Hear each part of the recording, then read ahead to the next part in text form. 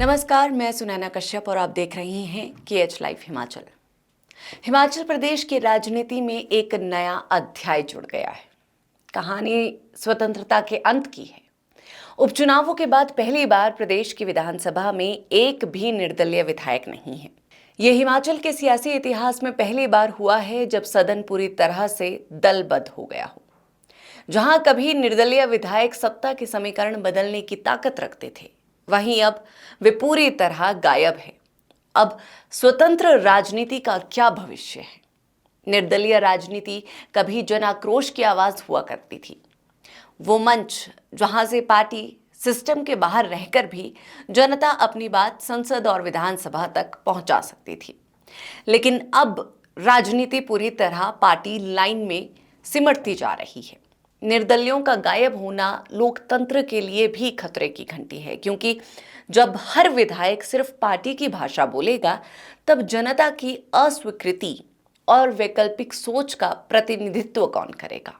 अगर हर विचार दलगत हो गया तो स्वतंत्र सोच कहां बचेगी?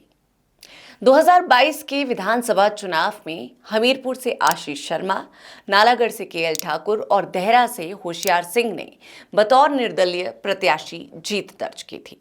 सरकार गठन में निर्दलियों ने कांग्रेस को समर्थन दिया था, लेकिन राज्यसभा की एक सीट के लिए हुए चुनाव में प्रदेश की सियासत के समीकरण बदल गए। 2022 में जीते तीनों निर्दलीय विधायकों ने न सिर्फ राज्यसभा चुनाव में भाजपा का साथ दिया, बल्कि कुछ समय बाद भगवा चोला भी ओढ़ लिया।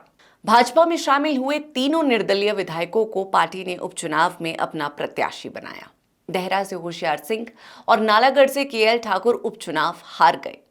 हमीरपुर से आशीष शर्मा जीते जरूर, लेकिन इस बार भाजपा के टिकट पर। इसीलिए आशीष अब भाजपा के विधायक हैं।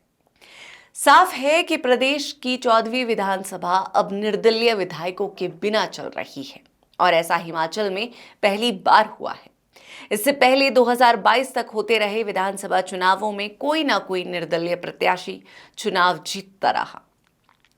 यह पहली बार है जब सदन पूरी तरह से राजनीतिक दलों की पकड़ में है। 2007 हो या 17, हर बार कोई ना कोई निर्दलीय चेहरा सदन में दिखता रहा, लेकिन इस बार स्वतंत्र सोच को शायद दलों ने निगल लिया।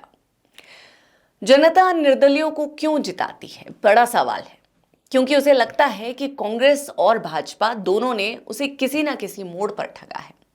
वो जब सिस्टम से निराश होती है, तब किसी बाहरी या स्वतंत्र चेहरे को चुनती है, ताकि शायद इस बार उनकी आवाज सत्ता तक पहुंचे। लेकिन जब वही निर्दलीय विधायक दल बदल कर उन्हीं पार्टियों की गोद में बैठ जाते हैं, तो फिर जनता किस पर भरोसा करे?